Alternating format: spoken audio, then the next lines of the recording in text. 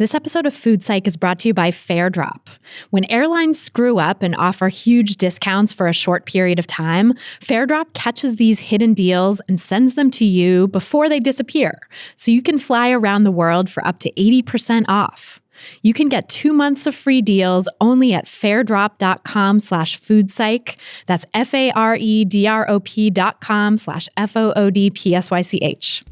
Welcome to Food Psych, a podcast about intuitive eating, health at every size, body liberation, and taking down diet culture. I'm your host, Christy Harrison, and I'm an anti-diet registered dietitian, certified intuitive eating counselor, and author of the forthcoming almost out book, Anti-Diet, Reclaim Your Time, Money, Well-Being, and Happiness Through Intuitive Eating, which is available for pre-order now and will be available in bookstores all over in just 1 week and 1 day.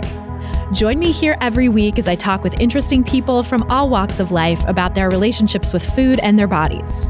And by the way, on this show, we bleep out diet culture stuff like weight and calorie numbers, but we don't censor swear words or other adult language, so listener discretion is advised. Anti-diet revolution, we're for health at every size.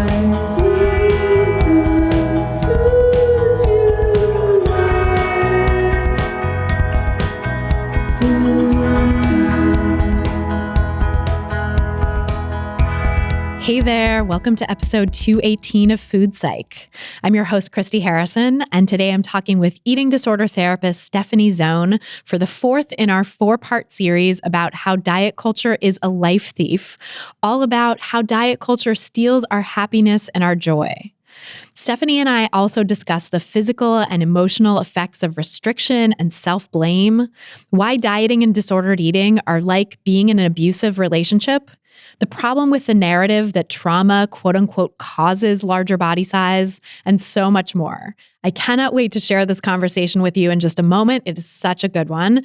But first, I'll answer this week's listener question, which is from a listener named Jackie, who writes, "Hi, Christy. First, I wanted to say thank you for the positive work you do for our society and the message you're trying to convey. I feel as though I'm one of your younger listeners. I just turned 23 in the beginning of October, but have been listening to your podcast since I was 21. My question comes in the form of an internal conflict. I was in a larger body for all of high school and lost weight after high school on a particular diet that bills itself as quote unquote medically supervised. This weight loss, temporary weight loss, I might add, changed my interests and career path to nutrition and food science. I received my bachelor's degree, but I'm currently working on my PhD in dietetics. The shocking part, sarcasm, is that I have gained most of my weight back, which I know is the scenario in most cases of dieting. I know you went to school for nutrition and I wanted advice. I'm internally struggling because I'm now finding myself not wanting to be a part of the diet culture that the nutrition field has become. But I'm so passionate about food and helping others, but not in the traditional sense like diet culture wants us to follow. For a young nutritionist and dietetics major like me, what do you recommend? I don't want to change my major because I love learning about nutrition and food science, but I hate the concept that our culture wants me to tell people that you're not enough if you have a larger body, or that you should eliminate certain foods and that's beneficial when I don't believe that. I'm also seeing a pattern that most of my peers, including myself, have all sorts of eating disorders and eating trauma, and that's not a community I want to be a part of. How did you overcome that? Thanks so much." So thanks, Jackie, for that great question. And before I answer, just my standard disclaimer, these answers and this podcast in general are for informational and educational purposes only and are not a substitute for individual medical or mental health advice. So first of all, I just want to send you so much empathy and compassion and support for having to go through this. I know from experience how difficult school for nutrition and dietetics can be and how it can be such a diet culture minefield.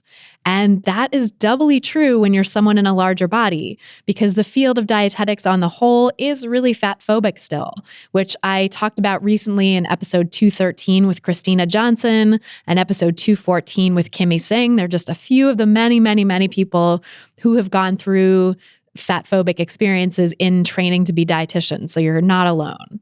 And so now getting to your question, I just want to throw out a couple of things to consider in answer to this question. One is my view as an activist and as someone who's trying to change our culture. And the other is my opinion as a helping professional who wants to help you make the best self-care decision for yourself. So as an activist and a culture maker, to borrow a phrase from Kelly Deals, I really want to encourage you to stick with it because our field needs people like you. We need more dietitians in larger bodies and dietitians of color and disabled dietitians and trans dietitians and all other diverse identities of dietitians because that is so important for helping our field overcome its legacy of diet culture and white supremacy and oppression in general. So the more dietitians there are who don't look like that stereotypical, thin, white, able-bodied cisgender woman, hello, like me, right? More dietitians out there who don't look like me is better because that helps us dismantle diet culture. That helps us smash the status quo in dietetics, which includes dismantling diet culture within the profession, as well as all other forms of oppression within the profession. So it's really, really important to have more dietitians out there who are people like you, right? Who ask the question, like people who are in larger bodies and people who already get it in terms of health at every size and disordered eating. Because if you already understand this work, like you've already been listening to my podcast for a couple of years, when you're going into the field, you're going to be so much more equipped to help move the needle, to help push things in a pro health at every size and intuitive eating and fat positive direction.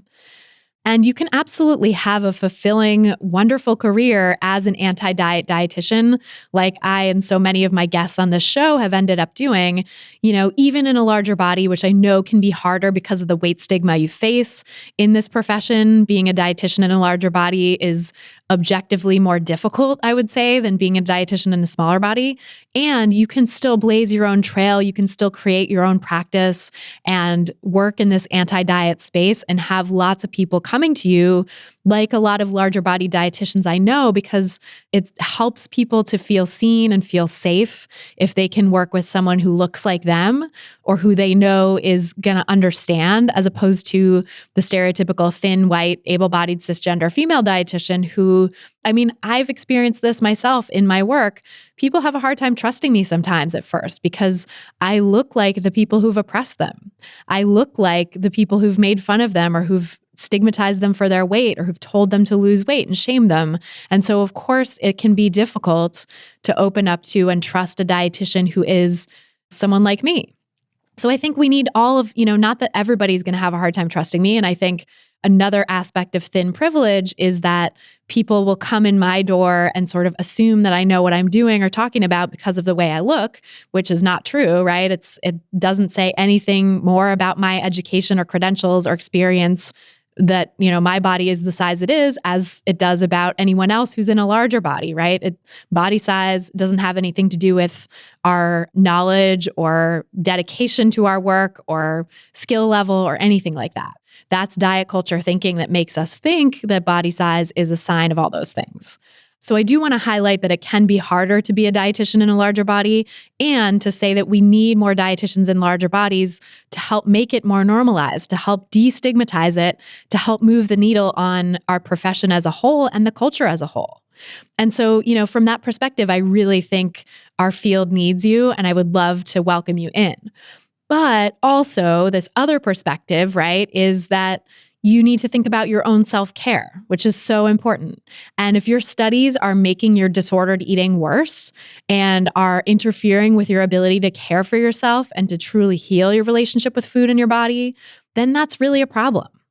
So it sounds like you really do love your studies in some ways. You really love studying nutrition and food science. And I think that's awesome. And there is so much interesting stuff to be studied in this field.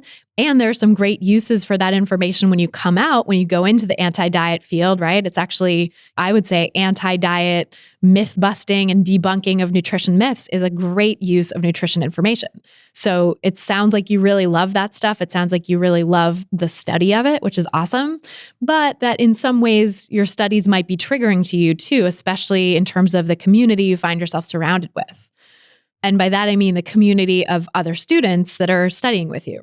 So I think this is a matter of really listening to your intuition and trying to get clear on what that's telling you and trust what it's telling you. So if it feels important to you to finish your degree and go into the dietetics field to help dismantle diet culture from the inside out and to help bring more diversity and more visibility to larger bodies in this field, then we anti-diet dietitians would love to have you join us. I know I would welcome you in with open arms. I know that my colleagues would too. But if the triggering of studying nutrition and dietetics is just too much, if the community of fellow students is just too problematic and you find yourself not able to heal from diet culture and disordered eating in that milieu, then trust that and take care of yourself. Take care of that voice, that intuition that's maybe telling you this isn't good for your recovery. And so I'm not saying that it's not good for your recovery. I'm saying that, it's something you need to look at within yourself, because only you truly know the answer as to whether, this is going to be supportive of your self-care or not. But I think it's a really valuable question to ask yourself, and maybe keep asking yourself until something bubbles up, until you do feel a strong sense of knowing. You are absolutely allowed to change careers and to switch into a career that is more supportive of your recovery if you, realize that this one is not, because you deserve to be free. You deserve to be healed and to have a peaceful relationship with food, and to have your studies and your eventual job support that, support you in having that peaceful relationship with food. I also want to say, when we're talking about switching careers, that I know there are economic issues that can come into play when you think about that, right? So it's not always that easy. And actually, in my book, I open up about my own massive graduate school debt from switching careers into the nutrition and dietetics field. So I know how economically problematic it can be to switch careers. But just remember that your well-being is so important, and that there are creative ways to switch your studies or switch careers if that's really what's needed in order to heal your relationship with food and your body so that you can be truly free. So I hope that helps you just think through some of these questions. I know this is not really a cut and dry answer. This is more of like a set of questions to ask yourself and ideas to think about and ponder. And, I really can't make the decision for you. I think it's something that needs to come from your own intuition and your own self-reflection. But I hope this was helpful in just guiding you to think through some of these questions, and just know that whatever you choose, whatever path you end up taking, whether you stay or whether you switch careers, you are valuable, you are worth it, you are worth recovery, and you deserve to have a career and a field that supports you in your recovery and in your healing. And we would also welcome you in the anti-diet space if that's what you choose. So thanks again for that question. And if you want to submit your own question for a chance to have it answered on an upcoming episode, go to christyharrison.com/questions. That's christyharrison.com/questions. And then if you want to get my answers a lot more quickly, you can come join my online course, Intuitive Eating Fundamentals, where I do an exclusive monthly Q&A for participants. And I have all kinds of other amazing resources and content as well to help you make peace with food and free up your time for the things that really matter. And right now, for just a little over one more week, if you're listening to this the day it comes out, you can get a special deal on this course, on the Intuitive Eating Fundamentals course, when you pre-order my book, Anti-Diet. So to learn more about that special deal and claim yours today, go to christyharrison.com/book-bonus. That's christyharrison.com/book-bonus. Or you can just go to christyharrison.com/book, and that will take you to the bonus page as well. And then if you want to read all about my online course and how it can help you break free from diet culture and reclaim your life for bigger and better things, go to christyharrison.com/course. That's christyharrison.com/course. This episode of Food Psych is brought to you by FairDrop. Did you know that when you fly, almost everyone on the plane has paid a different price for their ticket? I'm actually sure you did know that if you're someone in a larger body who has to pay for 2 seats on the plane, because that is just one of many ways that diet culture and weight stigma show up in the world and make things harder for people in larger bodies. But it's also true that everyone on the plane, no matter their size, pays wildly different prices, and there's really no rhyme or reason to flight prices a lot of the time. That is where FairDrop can help. FairDrop is a service that monitors constantly changing flight prices for thousands of date and route combinations to find hidden deals before they disappear. With FairDrop, you can fly around the world for up to 80% off. Recently, Fairdrop notified their members of a round-trip flight to London for only $180, which is an incredible deal. When you sign up for Fairdrop, you can set your local airport and desired destinations and months so that you only get amazing deals that really work for you. And now if you sign up at fairdrop.com/foodpsych, you can get 2 months of free deals. That's FAREdrop.com/FOODPSYCH foodpsych for 2 months of potentially life-changing flight deals. And now, without any further ado, let's go talk to Stephanie Zone. So tell me about your relationship with food growing up. My relationship with food growing up was all diet culture. That was the only thing I knew that existed. And in fact, one of my earliest memories is sitting on my parents' bed, and my dad was looking in the mirror and he's saying, "I'm fat, I'm fat." And he's kind of spitting the words out. And I said, "No, Daddy, you're not fat." And the reason I remember this so vividly is because I was lying. I actually had no idea what the word fat meant. I didn't know it was connected with body shape or size. I had no idea it was anything about food or about eating. I just knew my dad was upset. And when I think about it now, I think, man, like what a people pleaser, like from the get-go, what was wrong with me? But, then on the other hand, as a psychologist, I know that for a really small child, your survival is based on the adults being well enough to take care of you. And I think it was a survival strategy to try to calm my dad down because he was so upset. But, I think diet culture probably was around from when I was conceived. I was born in 1967, and in the 60s and 70s, they told pregnant people to gain between and pounds when they were pregnant. Oh my God. I know. And so I am sure, my mother, following doctor's orders, was restricting her eating during her entire pregnancy. Yeah, of course. Like it's such a little amount of weight. It's not sustainable in a pregnancy. No, not at all. And it's not individualized. And so pretty quickly in my life, it became about me and my body. I was fat as a kid and I got teased a lot. And I'm a really sensitive person. And so I would cry, I'd get upset. It made me really a target for teasing. And when I would go to adults for, hoping to get defended in some way, they would say some variation of kids are mean, just ignore it. And it really sent the message to me that the teasing was my fault. I had definitely gotten the message it was my fault because in some way I was supposed to be able to control my body, even if I was only 6 years old. But also because I kept reacting because I just couldn't be cool about it or I just couldn't ignore it. And I'm just like temperamentally as a person, even now, I don't think I could ignore that kind of, at the time they called it teasing. I think now they'd probably call it bullying. Yeah. And that instruction of just ignore it is so dismissive of like the emotional experience that happens when you get bullied. Yeah, it really, really was. And so, that was pretty much my experience throughout elementary school. And I would spend a lot of time when I was a kid looking in the mirror and trying to figure out what was wrong with me. And the thing was, I could never see it. I always thought I looked okay. And I even thought I was beautiful. And I had this ongoing fantasy that a new kid would come to school and this new kid would be so like undeniably cool that everybody would like them. And this kid would choose me as their special person. And when I was really little, like first, second, third grade, this new kid was a girl.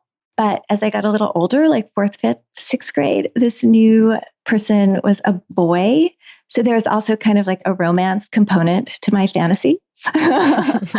um, but what would happen is because this new person liked me, all of a sudden everybody else would see me differently. And they would kind of think, oh, Stephanie's own, like, we've been missing out. She's cool. The thing that strikes me now as so powerful about this fantasy is I didn't have to change. It wasn't like one of those transformation movies where it's like the kid like loses weight and like learns how to feather their hair and wear cool clothes and comes back to school looking good. I looked exactly the same. I was the same person. And it was just that people could see me through a different lens. That's like such a self-compassionate fantasy, right? And such a like aware fantasy of the fact that this was a social injustice being perpetuated on you, that it wasn't anything to do with you. It was just that people couldn't see you accurately. I've never thought about it as a social injustice. I love seeing it through that lens. So thank you. Yeah. I mean, it really, I think any sort of bullying and shaming based on weight or anything else, about a kid that is part of their identity, even something they quote unquote could change, like their haircut or something like that, bullying kids for their appearance in any way, or I got bullied for like the car my parents drove, or like, socioeconomic type stuff, which was weird because I never wanted for anything. And yet we were sort of like the poor people in the suburban town where we moved. And so, I think those kinds of things where it is out of your control to some extent, or it's something that you don't even recognize in yourself. And suddenly someone else is pointing to you and saying like, ew, you're bad for this quality that you have, is just, it's a form of trauma. And it's a form of really social injustice that, nobody should be stigmatized like that for things that are just a part of who they are or a part of whatever expression they are doing in the world at that moment. Yeah, absolutely. And, I also, when I think about it, I think, man, like what a plucky kid I was going to school every single day, just kind of hopeful that things would be better. Yeah, not stepping out and like faking illness or or skipping school or something. Like you kept going, you kept showing up. Yeah. Yeah. When kids would tease you like that, how did you sort of get that pluck, I guess? Because it sounds like your parents didn't really have a good solution in terms of how to frame it for yourself. So where do you think that framing of it as, locating the problem outside yourself came from? That's a really good question too. I'm not sure. I read a lot as a kid, and that gave me like a whole different world to go into. And I think it even started to give me a sense of another culture, of counterculture. And that helped a lot, that there was a world outside of, my little suburban Los Angeles community. And actually, one of the things I read that was really pivotal for me, I love to read everything, and I would read the newspaper. And when I was 10, there was the 10th anniversary of Woodstock, which I had never heard of before. And there were pictures, and they talked about this, like music and hippies. And for some reason, I loved that whole idea. Like I was completely obsessed with it. And so I started to read like these biographies of rock stars like Janis Joplin and Jim Morrison. And there's this idea of like, it planted the seed of counterculture. And so even though like on the outside, I look like a, kind of like trying to fit in normal suburban kid, on the inside, I was like, like an inner hippie. That makes total sense. When I told my husband this, we live in Berkeley now. He said the same. He's like, oh yeah, yeah. Totally get that. It makes total sense. Yeah. And I feel like having that awareness of a counterculture in general is so like protective and healing for so many people, being aware that things are different outside of this little bubble that you might live in. Mm-hmm. And that counterculture, it led me to reading about feminism. So it was like hippies and then rock stars and then feminism and then, Right. And that, I mean, is such a huge protective factor, I think, for a lot of people. Even if it doesn't protect you from practicing diet culture in your own life, it can still protect you in terms of not falling as far into it or helping you come out of it when you actually are ready to turn things around. Yeah, absolutely. It helped shape my values and recognize that my values weren't the values that were all around me. And it gave me kind of a guiding light. It gave me a direction to go in.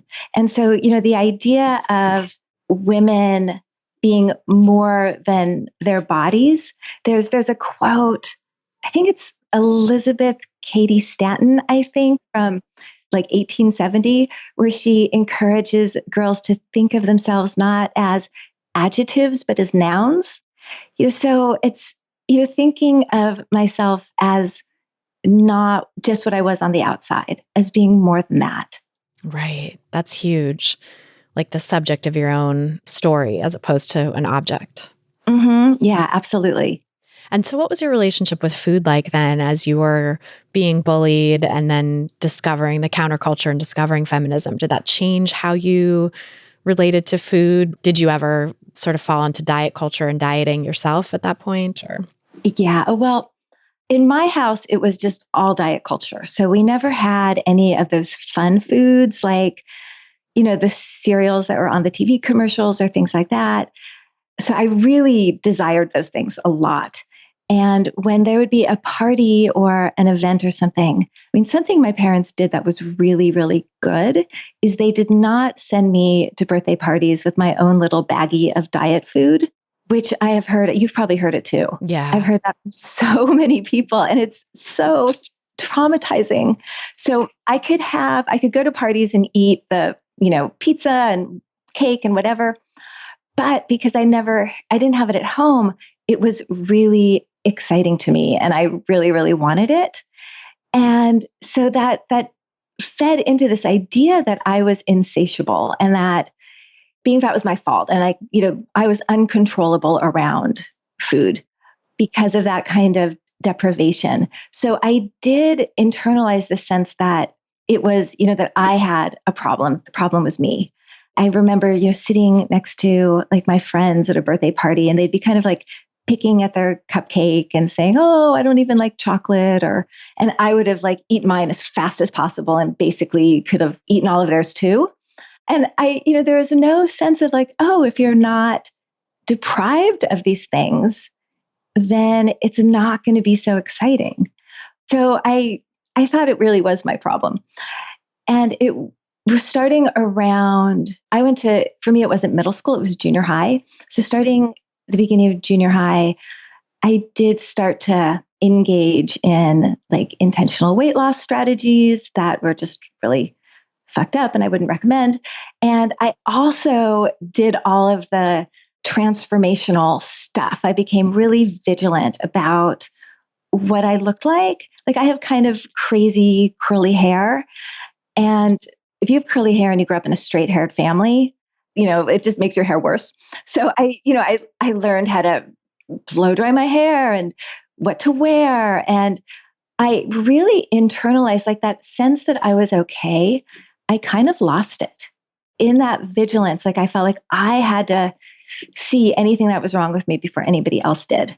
So during those years, that was really the years where I did internalize diet culture. I feel like that is such an age when that happens, right? That sort of vigilance is pushed on us. And I don't know if you got any of that information from like magazines and media or friends, but I feel like it's just such a part of the culture of adolescence when you're assigned female at birth and identify as female that you like get wrapped up in the hair and the makeup and the changing of the appearance. I remember also I have naturally very thick wavy hair and grew up in the 80s and 90s and like, the 90s when I was coming of age and high school and stuff was like, junior high and high school was very straight hair, like this sort of heroin chic look, right? Like straight hair, almost non-existent eyebrows. And I have like very thick eyebrows and a lot of hair. And I was just constantly trying to like mash down and pluck out the hair that was, supposedly wrong. And I very much identify with that feeling too, of just kind of losing your sense of okayness and starting to feel like I need to look for every possible flaw so that no one else can see it. Because if they see it, they're going to make fun of me and I'm going to feel shame. So let me like shame myself first, basically preemptive self-shaming, so that I don't end up having to experience shame at the hands of other people. Yeah, that was exactly what it was. It feels like protection, but it's actually internalized shame. It's actually pain and trauma, but we think of it as protective. Yeah, yeah. And that kind of like self-monitoring, it's so joy-sucking, because it's like you can never just be free and silly and be yourself. It's like you just always have to be, it's just like constant monitoring. Totally. And yeah, you're right. That monitoring is so joy-sucking because it just keeps you from being in the moment. And, one ingredient in joy, I think, is being in the moment, being present, being able to respond to what's going on around you and sort of laugh at the weird connections that are happening. Like I have a piece in my book about this hardest time you've ever laughed, this concept from another podcast actually called You Made It Weird with Pete Holmes, which I don't recommend across the board, but I really like for some reasons. It's very like, he's a comedian, he's awesome, but he's like very caught up in the wellness diet. So like caveat for anyone listening, don't go and just Google that right now because it's probably going to have some really triggering stuff in it. But he does this thing that I think is really cool where he asks people to share the time they laugh the hardest in their life. And oftentimes it's something that's just like so ridiculous and random. Like you had to be there. It doesn't really make a lot of sense when the person's telling it. It's just like a moment, it's a little moment that just something was somehow so funny that the person like lost it. And when I think about moments like that for myself too, I'm like, that kind of unbridled laughter and joy, it doesn't come from someone necessarily telling a joke or like being in a scenario that's supposed to be funny. It's from those little unexpected things that come up where someone just like says something that catches you off guard. I think being able to be in the moment is really important for that, for being able to receive and connect in those ways. Yeah, absolutely. Being able to be in the moment and being able to be in your body. So what was one of your moments of just like totally cracking up? The one that there's a bunch of them that I can't even remember the context at all, where it's just like losing it in math class in high school for some unknown reason, or, but the one that I can remember the context of was a few years ago. My husband and I were at the beach and we like walked around a sand dune, sort of like around the corner. And there was this giant seagull just sitting there. And my husband goes, "Hello, bird." And like, we like talk in that accent to our cat sometimes because we have this whole thing about how he's like a Russian spy. And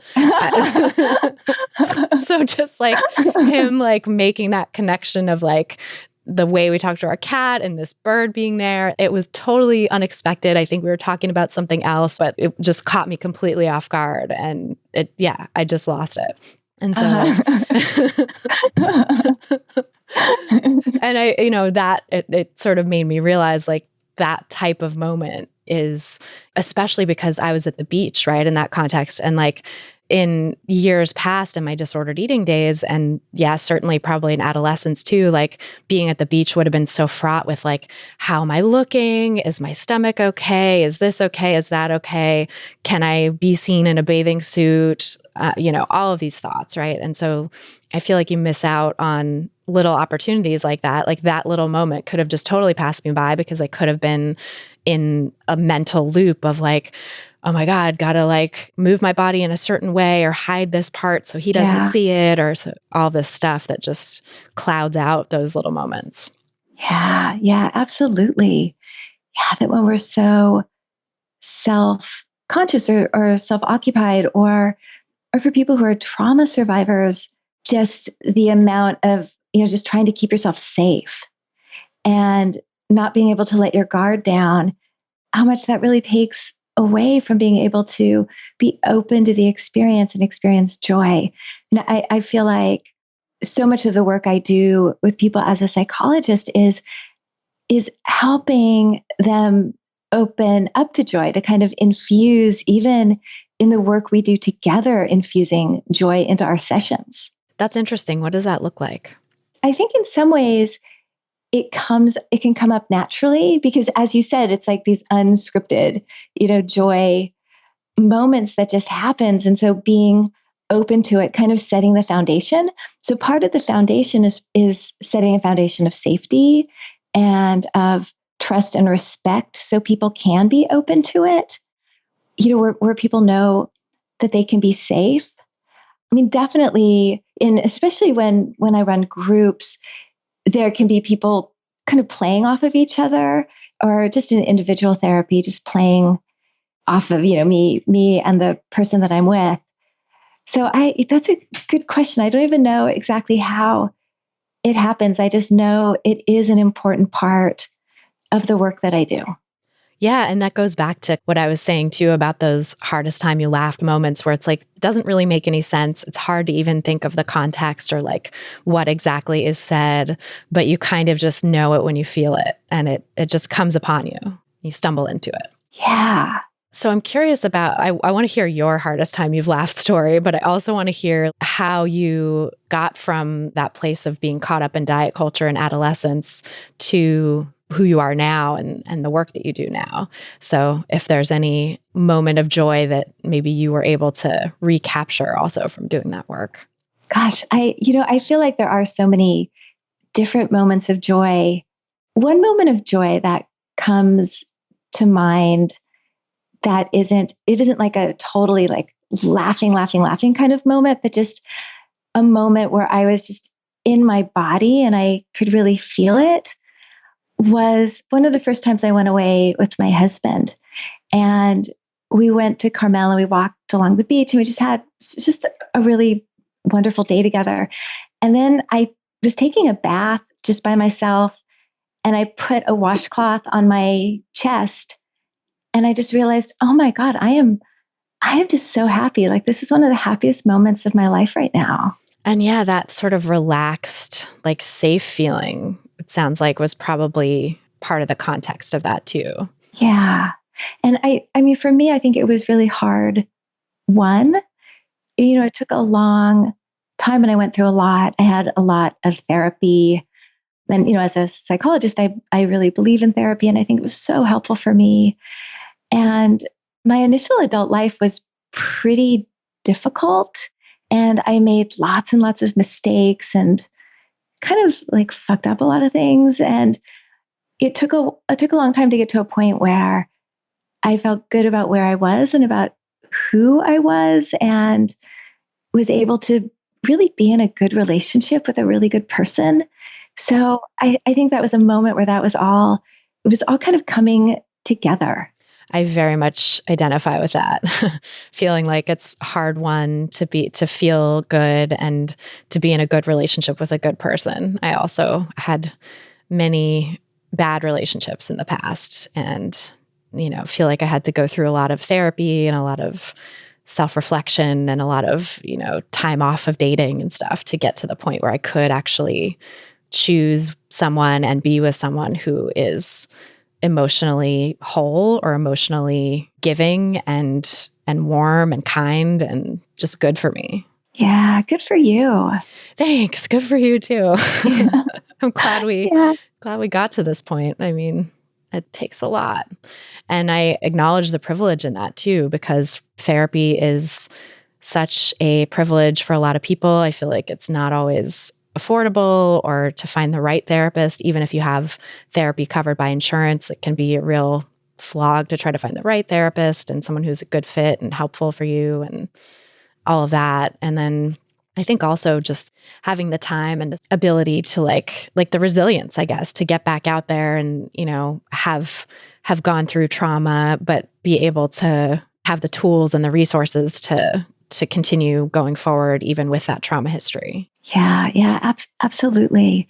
And I mean, for a lot of people, not just to find a therapist and somebody who, they can afford, who's in their network, but a therapist who understands health at every size or who isn't promoting diet culture and body oppression is hard to find. So hard.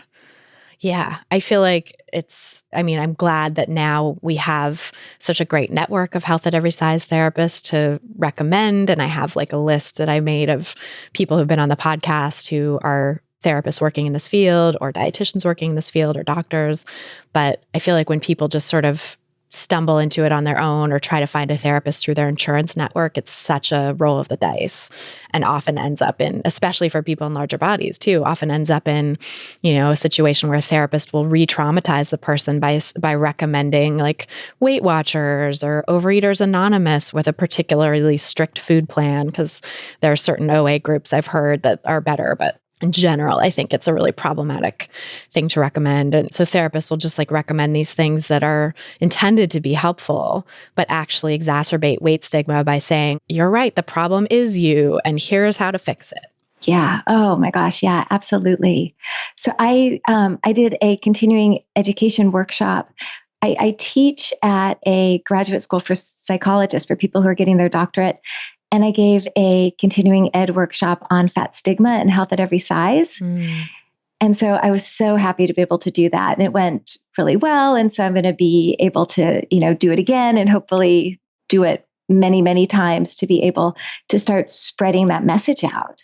It's so important and so necessary in training for therapists and for all healthcare professionals, I think, to like get that somewhere in your training. But I think especially for therapists in some ways, because the therapeutic relationship is so deep. And I've seen people who had such a great connection with their therapist, and their therapist had gotten them through so much and been a beautiful, valuable person to connect with over stuff like trauma recovery or, whatever life stuff they had been doing. But then when it came to anything to do with weight and food, the disconnect was so great that they had to walk away from that relationship. They had to walk away from that therapist. That really breaks my heart, because I feel like finding that kind of therapeutic connection and relationship is such a valuable thing and such a hard-won thing for so many people. And then to have it be, not possible to kind of get through that impasse with a person, with a therapist, it speaks to, I think, the therapist's lack of education and training about health at every size and about weight stigma and all the stuff, right? Yeah.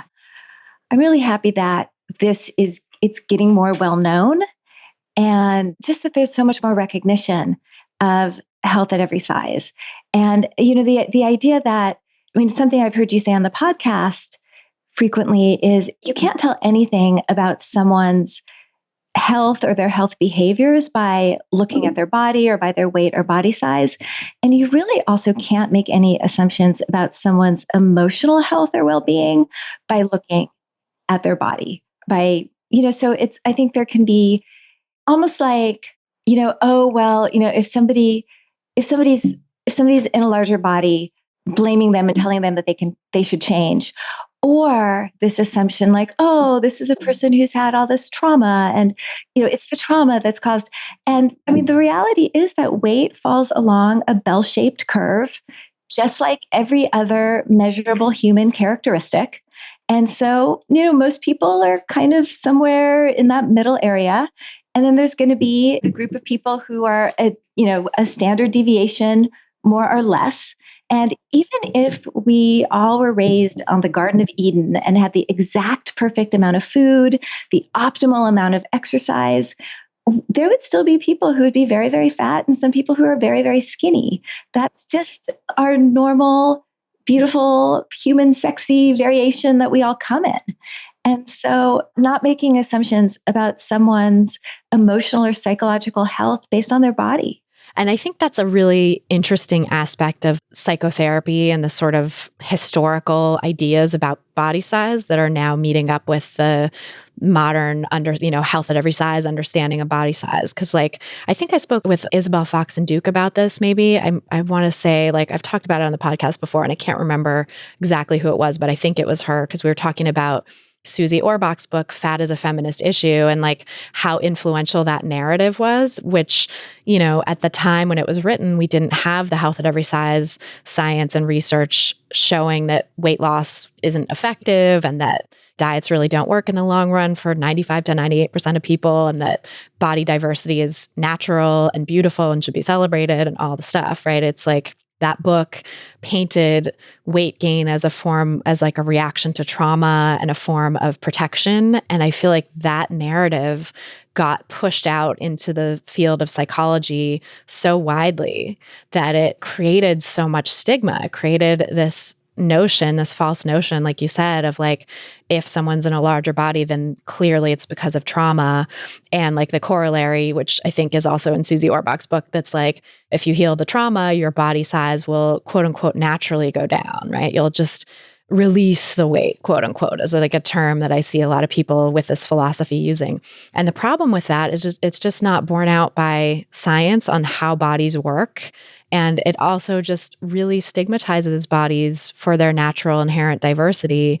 You really can't tell, like you said, about anything that someone's gone through by looking at them. People have trauma in all size bodies. People have relatively non-traumatic backgrounds in all size bodies. And I mean, of course, someone in a larger body in this culture is probably going to face a lot of trauma because of the stigma that's heaped on them in this culture for the size and shape of their body.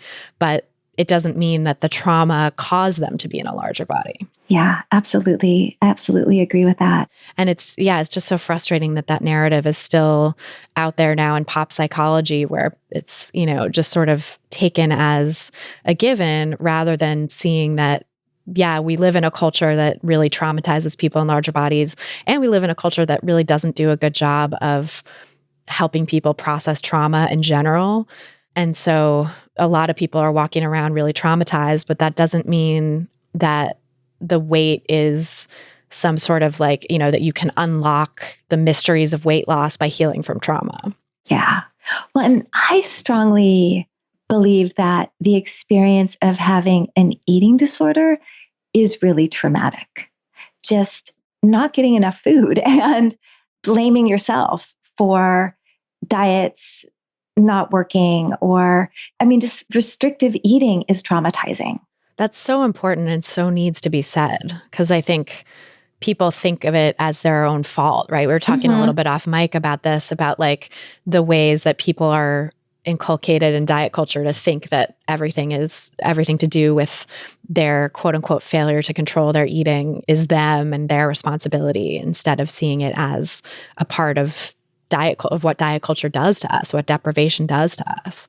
And that self-blame, I think, is so toxic. Oh yeah, absolutely. I mean, I'll have people come to me and they'll say, "Oh, I know diets work because, you know, I've lost X number of pounds, X number of times." But it's like when you take those steps back and look at the big picture, it's saying, okay, wait a minute.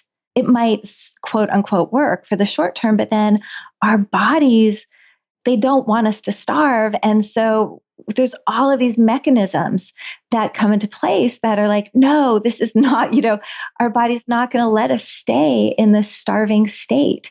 And so when people are struggling, they'll have this idea of like, when I'm being good and then when they're being bad, but it's the whole cycle, and stepping back and seeing the whole cycle. Right. Yeah. And diet culture has such an investment in not letting us see the whole cycle, right? And letting us just see, oh, here's where the diet worked, and then here's where you were bad. And talk about robbing people of happiness and joy, right? Making them feel like it's their fault and that their failures is a great way for diet culture to make us feel like shit, and then feel like the solution to feeling like shit is going to be dieting more and losing weight so that we get out of this terrible feeling, so that we escape this self-stigma and oftentimes external stigma too.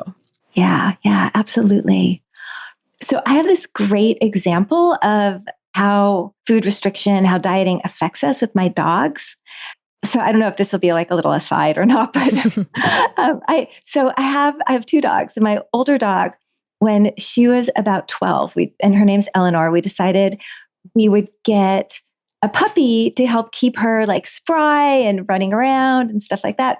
So we got Rigby. So we have Eleanor and Rigby. Aww. And And it was a perfect plan that Rigby and Eleanor race around and they have so much fun together. But when we just had Eleanor, we would feed her, and one of us in the family would feed her. And basically, she'd kind of let the food sit in her bowl all day and she'd eat when she was hungry and then leave the rest. And, she didn't have any diet culture. She didn't have any issues. And then when we got Rigby, he started eating her food. So, we'd feed them both and then the puppy would go and eat her food. And so for some period of time, Eleanor was not getting enough food. She was, on a restrictive diet, basically. And so she started getting mad. She's the dominant dog. And so we'd feed them and then Eleanor would, just keep Rig away from her food. And she started immediately eating all of her food and all of his food. And so she went from feeling like, oh, she could just kind of eat throughout the day when she was hungry. But then this restriction, her way of recovering from it was to totally disconnect from how hungry she was and not just eat her food or what she needed, but eating all the possible food. And so if that happens to dogs, that happens to us. Yes. Oh my God, that's such a clear example of this. And I feel like it also speaks to, we were talking a bit off mic about the Minnesota starvation experiment. Yes. And how, it's very clear in that too, because the people who were selected as participants in that study were conscientious objectors to World War II, who were selected basically for their quote unquote mental, fitness or well-being. They were kind of the paragons of mental health of all the people that the researchers screened, going in very well adjusted, very happy, or, just sort of even keel.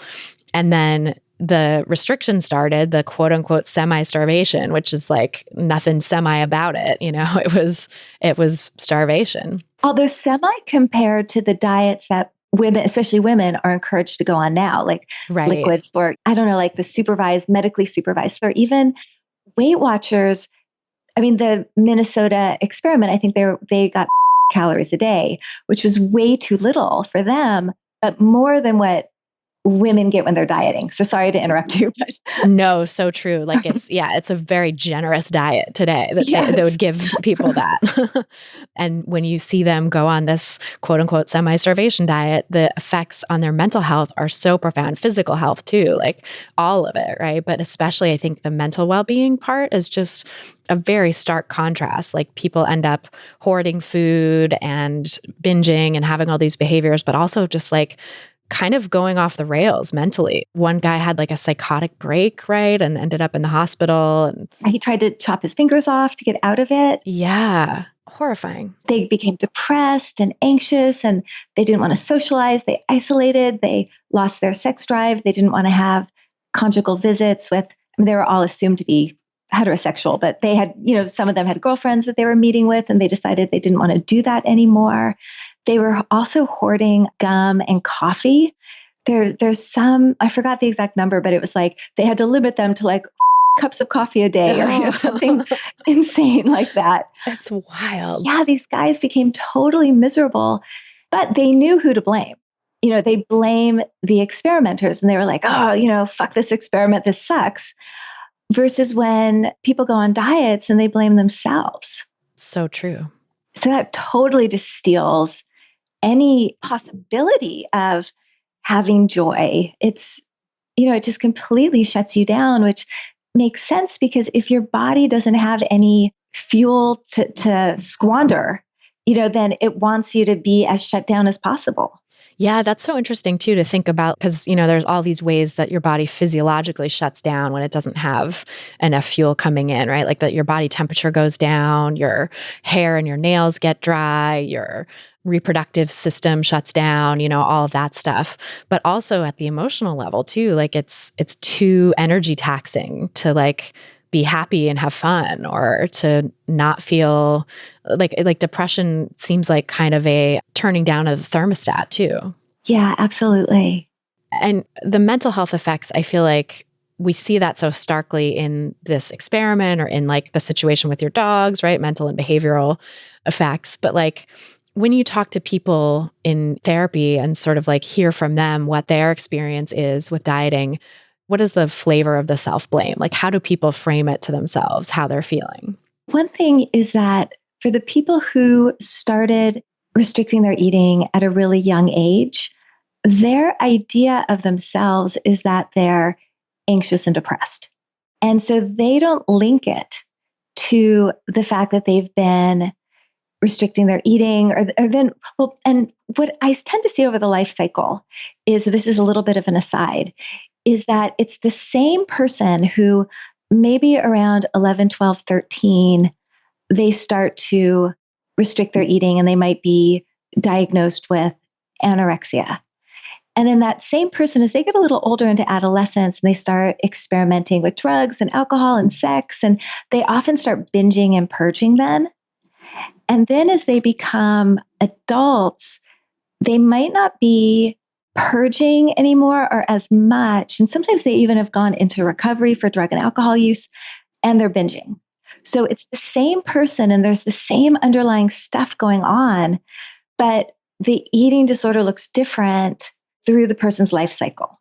But that person will often, whenever it is that I meet them, and I've been working with eating disorders for about 20 years. So sometimes I see the same person at different points in their life, or I've been seeing them for a long time, but they will often think of themselves as like, oh, I'm just a depressed and anxious person.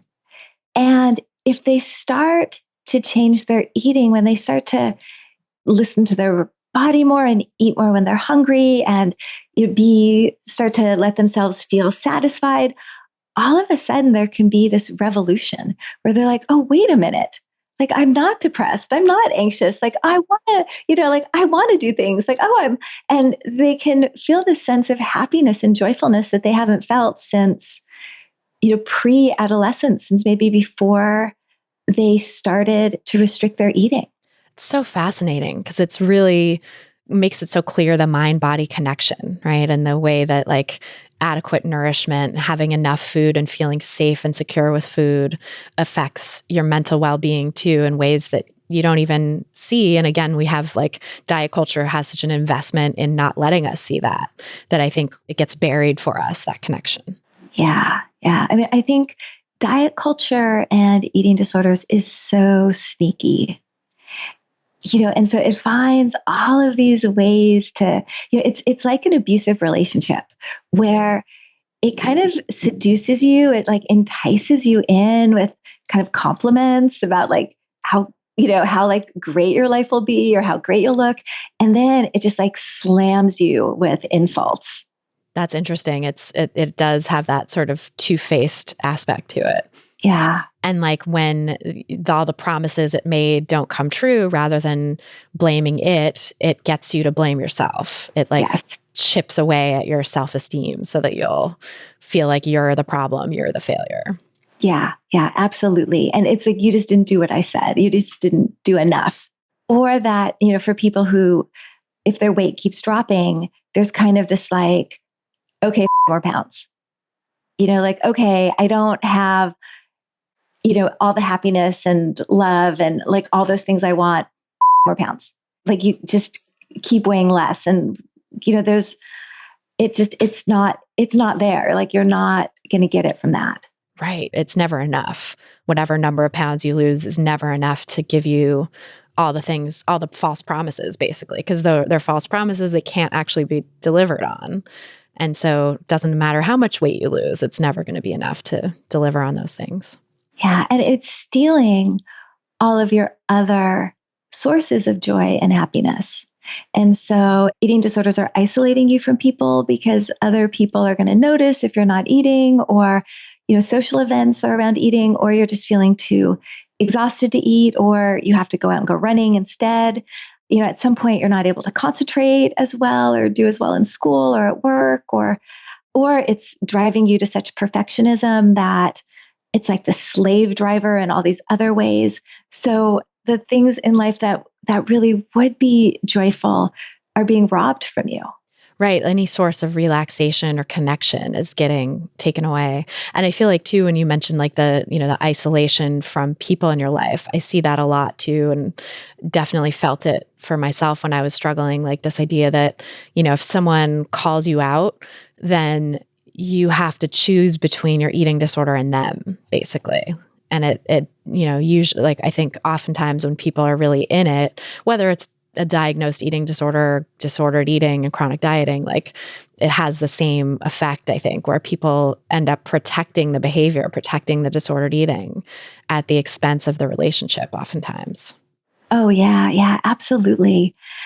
And, often like people will ask me in terms of their family and friends, if they have a friend or a family member who they love who's struggling, and they'll be like, I'm trying to get them to eat, or, I'm trying to get them to get help, or what should I do?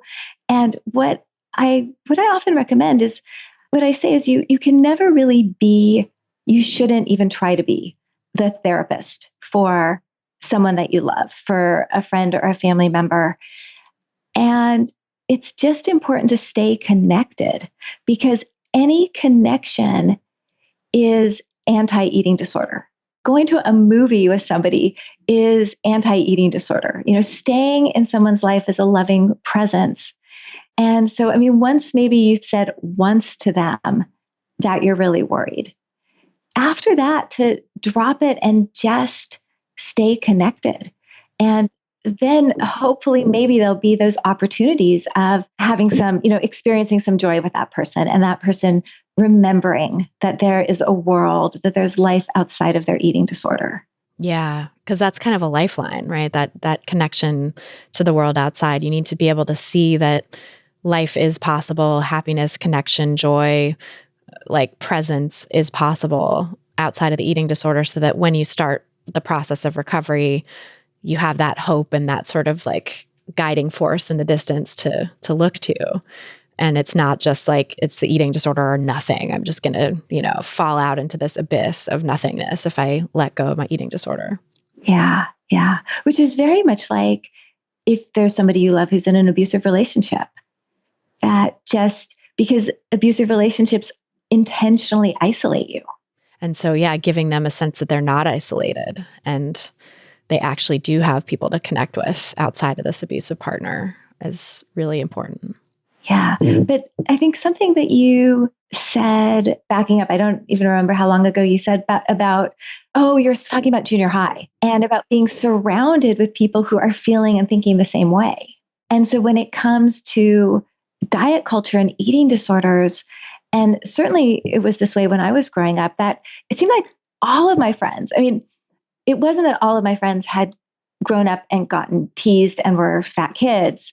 That was kind of unique, I think, to me, but they all were dieting, and all were believing in diet culture. And we all were seeing it in magazines and, reading about it and seeing the TV commercials. And all of our moms were going to whatever, diet place and, stuff like that. So it did seem like it was everywhere. Totally. Yeah. And I think at that age too, it's sort of like, I don't know, adolescence seems like a time when you get more tuned into what's happening in the world around you. It's like you're coming into your own, and that's what's happening in the world around you. And that's like the world of adults that you feel like you're being indoctrinated into. Then it's only natural to sort of gravitate towards that stuff and be like, well, I guess this is what it means to be like a grown up or a teenager, like someone with, agency or whatever, is to go on a diet. And this is what it is. Yeah. To be an adult woman. Oh, especially an adult woman. Yeah. And obviously that's complicated for people of other genders too, because there's the whole like not feeling, having body or gender dysphoria in addition to body dysmorphia, right? And feeling like there's, you don't want to be in the body that you're in is another layer to it that can happen, especially in adolescence. Oh, yeah. Yeah, absolutely. And then also the sort of layer of, external discrimination for your gender or for your body size, right? Like I feel like, the sort of bullying and teasing that kids go through is like it's all traumatic no matter what. But I think there's like a new flavor of it that comes along when you're an adolescent or young adult, where it sort of starts to feel like and in some ways actually is a determinant of your future, in the sense of feeling like you're not going to be able to find a partner, or feeling like you're not going to be able to get a job. And in fact, research shows that people are less likely to get hired if they're in larger bodies because of this pervasive discrimination we have in our culture. It starts to feel more, I guess, there's like a reality to it that sets in.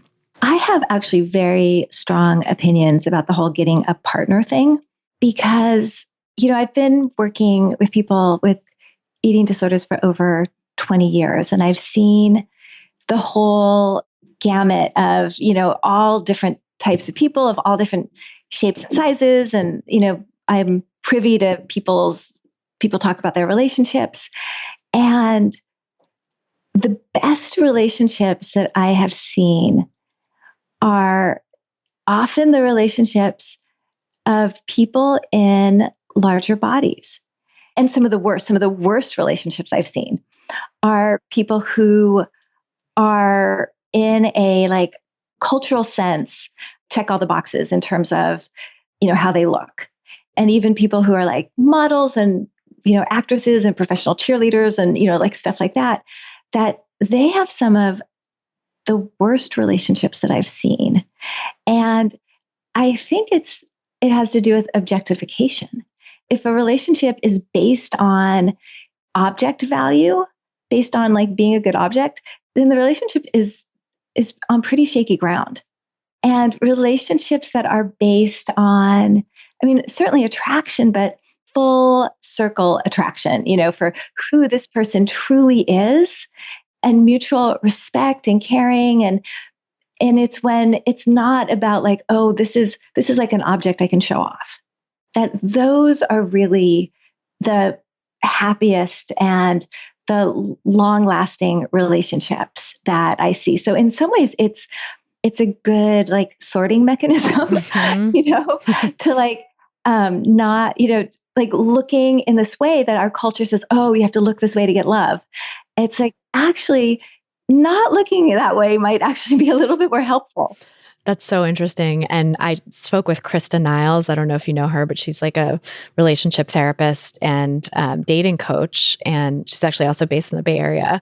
Spoke with her for the podcast a few months back. And she was saying a similar thing, that in her experience, because she's fat and she had lots of ups and downs with dating and stuff, but has recognized in her experience and that of her clients that being fat or having an identity that's a little outside the sort of object value, the like cultural ideal that makes you more likely to be objectified, having an identity outside of that is actually a really powerful sorting mechanism for finding someone who's not a jerk.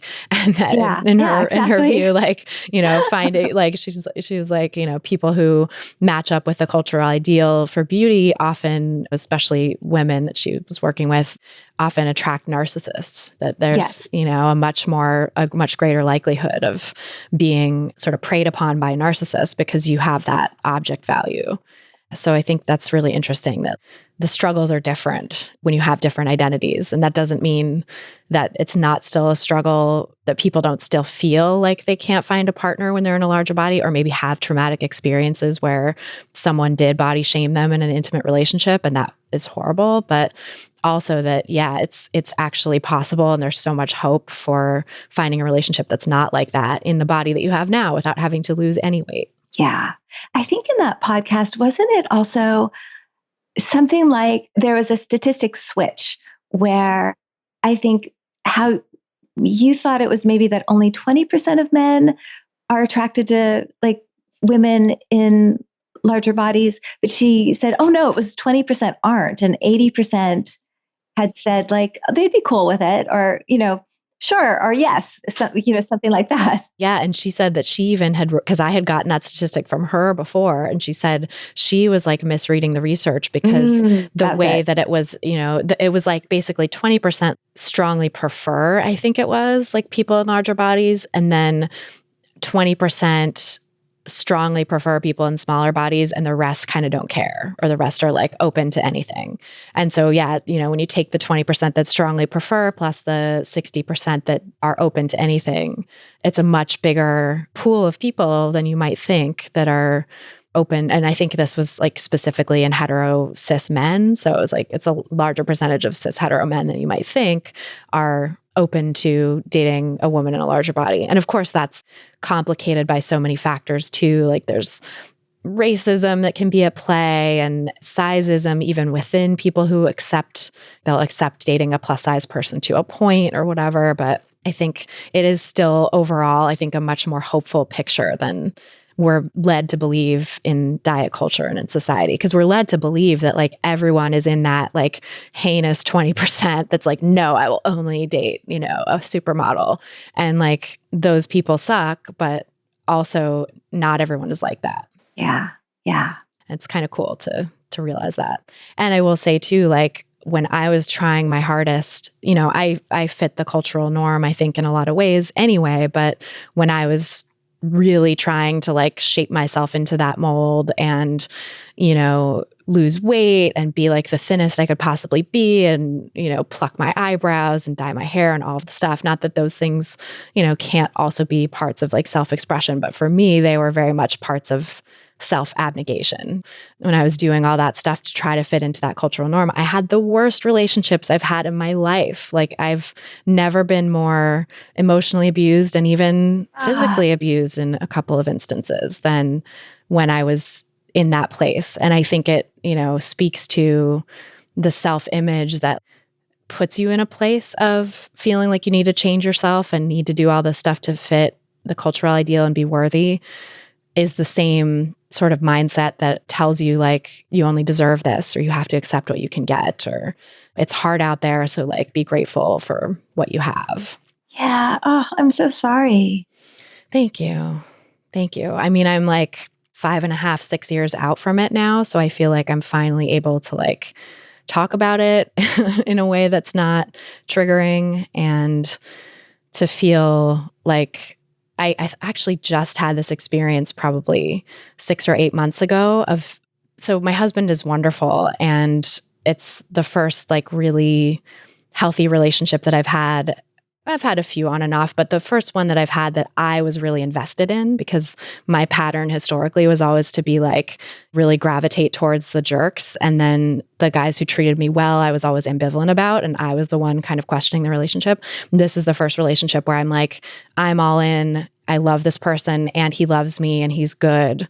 Like it's weird that all lines up, And that's it's not weird. It's not weird. I felt weird at first, for sure. It's the result of like years of therapy that allow me to have those things line up, But still, I think in this relationship, I've had this feeling in the back of my mind that like it could all go away at any moment, and manifests in a lot of like worries when he's away, that like, oh my God, is he going to get in a car accident or like get stuck somewhere, or is he going to just die on me, and like I'm going to be widowed, like the sort of way that my brain just kind of manifests that anxiety, But I think 6 or 8 months ago was the first time I was sort of like, what if I just stopped thinking like that and just let myself be happy for where we are and just trust that we're going to be together.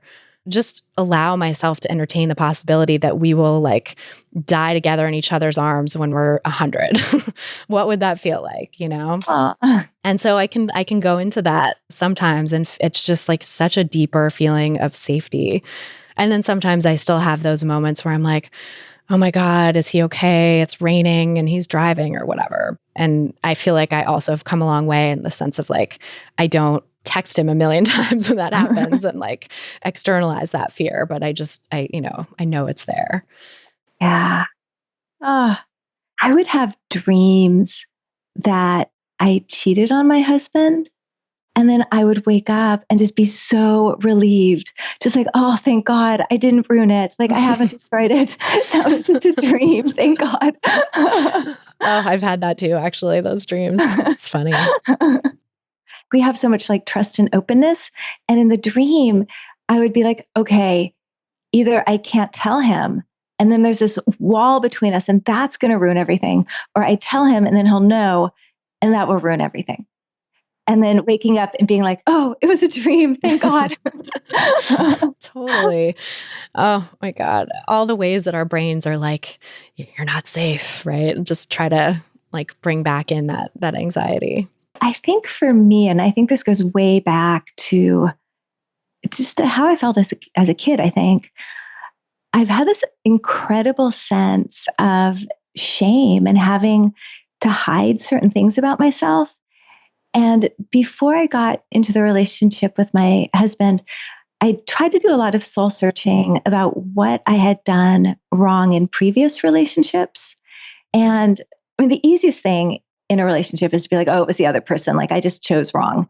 And, that can be true sometimes or, but to really think about what I was doing and what I needed to do differently. And for me, it was hiding. It was hiding parts of myself. And that I decided that what I needed to do was just to really like anything that I think, oh God, I'm really ashamed of this. I better not tell Conrad. That means, oh, I better tell Conrad. and usually it's like something, it doesn't have anything to do with us even. It's just some like stupid little shameful thing about me that but just in telling him these things, then I'm allowing myself to be fully loved, rather than hiding, rather than it being like the kind of like the Instagram edited version of me, the like real, not perfect in every way vision of me. Right. Because trying to be loved for that is like a conditional love, or it feels like a conditional love, right? It feels like if I just keep all this stuff secret, then he'll love me. But if he ever knew, then it'd be over. It's that, I feel like that's the belief, right? And so then it feels like the love is conditional, even though it is unconditional. And if you were to open up about it, you'd be seen and loved and supported and it'd be fine. But there's this sense and this fear that that's not possible. And I think some of that either goes back to diet culture, or diet culture exploits that idea that we're only deserving of love if we have this certain kind of body. And it's actually the certain body that's impossible to have or sustain. Right. And like the further away from that you are, the more intensely you're made to feel like you don't deserve love. Like stigmatized and shamed for who you are. It creates that sense of conditionality too. Like I definitely know people I've worked with who got into relationships when they were thin, immediately post weight loss, right? And then inevitably regained the weight. And it was a source of shame and a source of fear that their partner wasn't going to be okay with it, or that their partner wasn't attracted to them anymore, and just like really difficult conversations having to have those with their partner and with themselves of like, is this relationship really unconditionally loving, or was it conditioned upon how I looked? And in some cases recognizing, oh, actually it's so much more deeply unconditional than I ever recognized, and just allowing themselves to go there. Yeah, hopefully. Yeah. Well, and I think then that like kind of leads to the whole like wedding industry. And I remember your podcast interview with Lindy West and her talking about resisting just this oppressive, like wedding world of how like you're supposed to like lose weight before your wedding. And like what it means to be a bride. Oh, it's a nightmare. I love her piece. For anyone out there who's like struggling with this, her piece called My Wedding Was Perfect and I Was Fat as Hell the Whole Time. It's just such a great like liberatory fuck you to the wedding industrial complex and how tied up it is with diet culture. Yeah. Yeah. Because this idea of like shrinking yourself for the wedding just literally takes you away from your connection with this other person. That is what a wedding is supposed to be about. It's supposed to be celebrating two people coming together and celebrating their love. And in fact, it's, like for so many people, I think it becomes this stressful event and experience where they have to perform for everyone else but themselves and but their partner. Yeah. And the thing that's so important is you have to look this certain way. And that's what is required of a bride and increasingly of grooms too. I mean, I think also like in the gay male community, the pressures are really intense. And I've definitely known some gay men who, try to lose weight for their weddings. But even I think cis straight men are feeling that pressure too. But it's, still, I think the pressure on brides is the most intense at this point. Yeah. I want to hear a little more about how you kind of got to where you are now, like how you broke free from diet culture and maybe some of the relationship issues too that you struggled with. Gosh, that's such a big question. I know, in like 5 minutes now. Yeah, it's enough.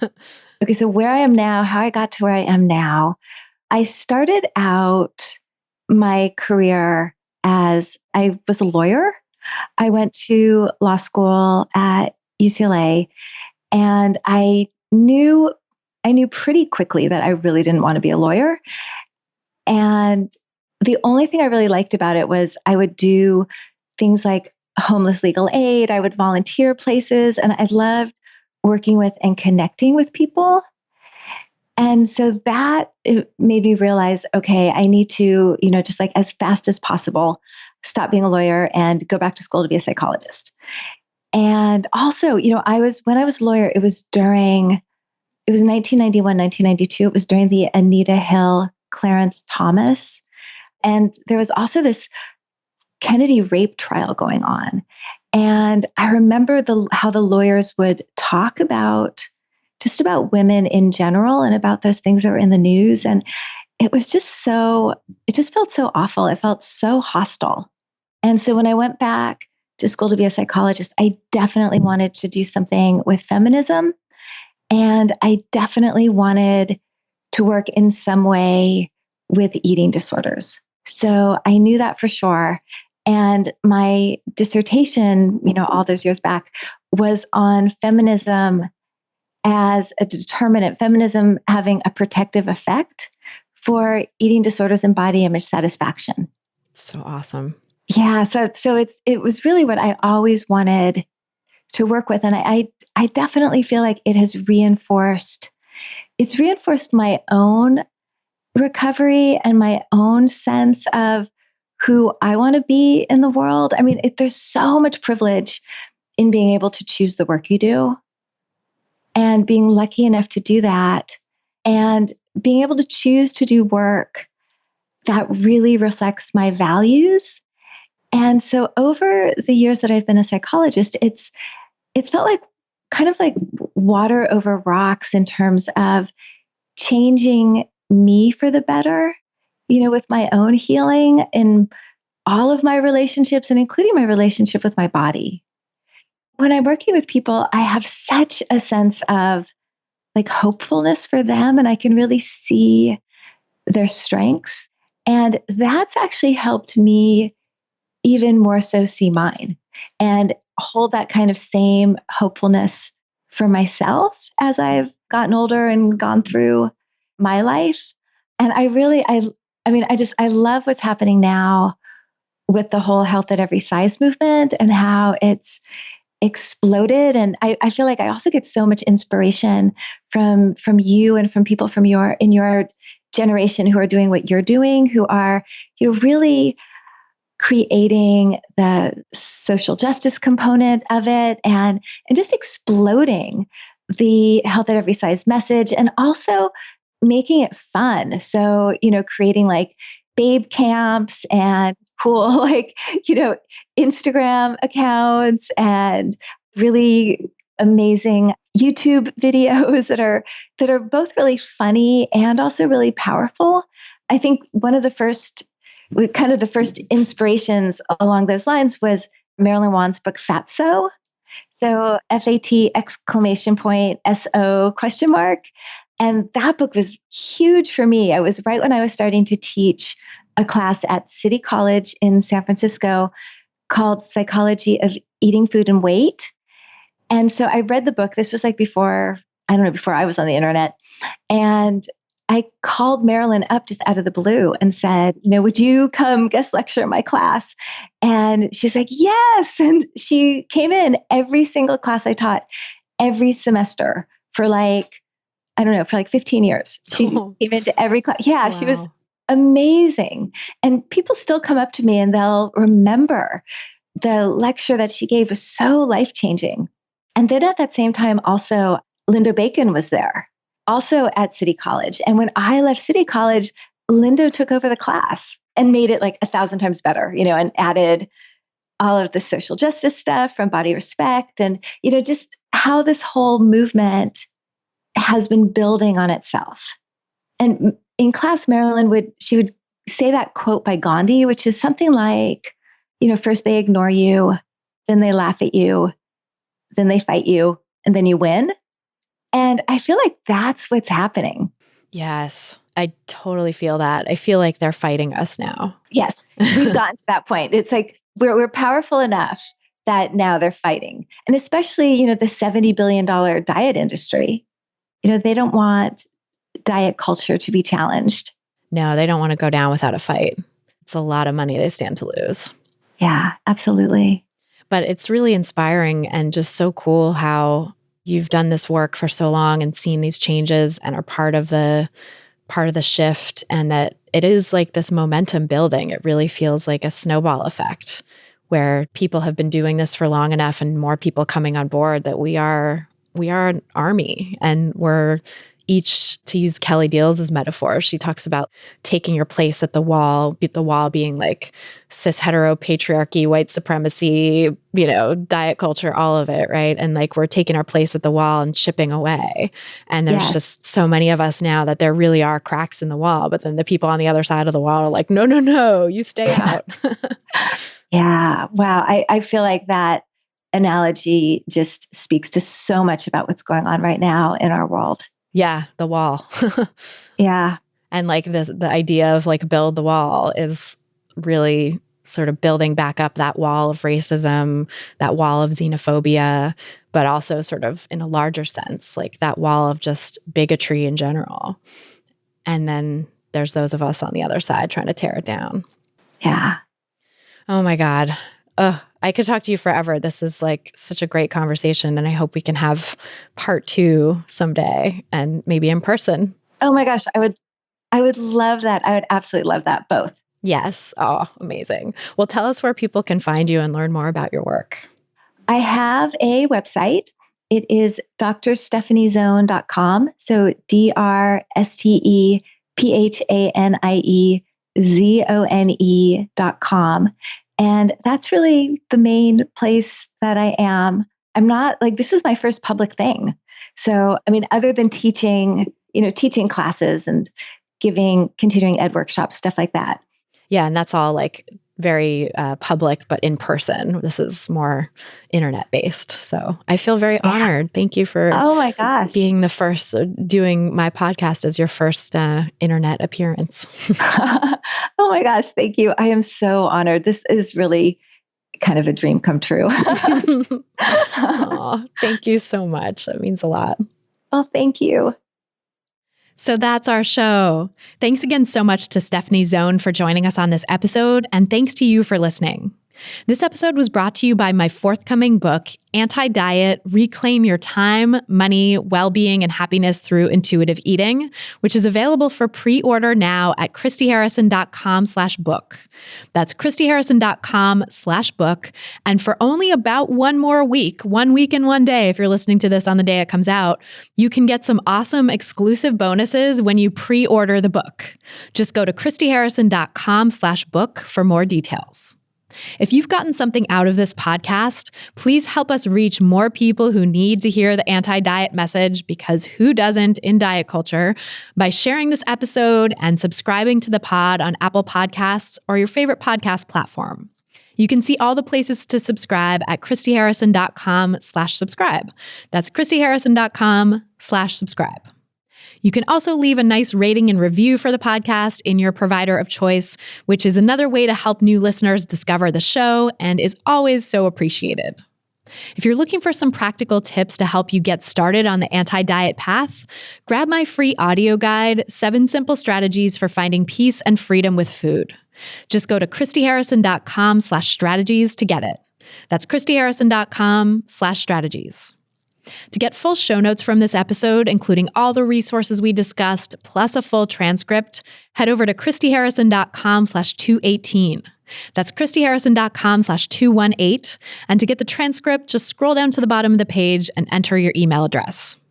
A big thanks, as always, to our editor and sound engineer, Mike Lalonde, our community and content associate, Vinci Chue, and our administrative assistant, Julianne Watasik, for helping me out with all the moving parts that go into producing this show every week.